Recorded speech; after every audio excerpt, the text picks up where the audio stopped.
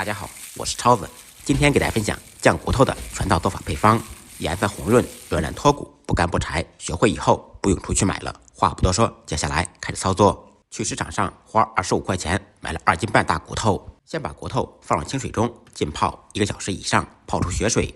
泡好以后，放入锅中焯水，放入一点去腥增香的料酒，开大火烧开锅，撇掉浮沫，在锅中煮2-3分钟。煮好以后，把骨头捞出来，放入温水中再清洗一遍，彻底洗净。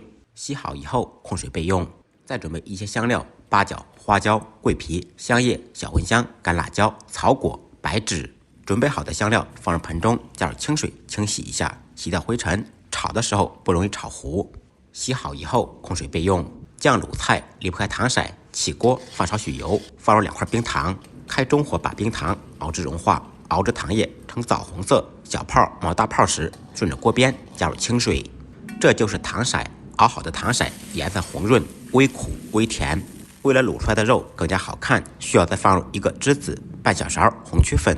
栀子和红曲粉都有上色的作用，这3种食材放在一起相辅相成，卤出来的肉颜色会更加漂亮。熬好的糖色倒入碗中备用。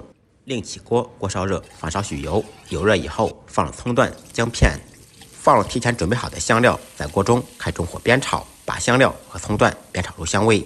酱肉好吃的关键离不开2种酱，分别是豆瓣酱和黄豆酱。放入1勺豆瓣酱，3勺黄豆酱，继续开中火把酱炒出香味。再放入一点老抽搭配颜色。生抽酱油炝锅提前提味。沿着锅边烹入料酒去香增腥。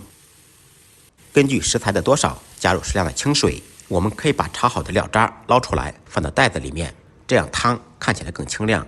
倒入熬好的糖色，放入焯水洗净的大骨头，再放入包好的料包，放入盐，底味要足，少许冰糖，少许鸡精提鲜，搅拌均匀，使调料化开。大火烧开锅，开锅以后转开小火，盖上盖子卤1个小时。1小时以后掀开盖子，满屋飘香。这个时候骨头已经上色了，要想更加入味，在汤中再浸泡2-3个小时。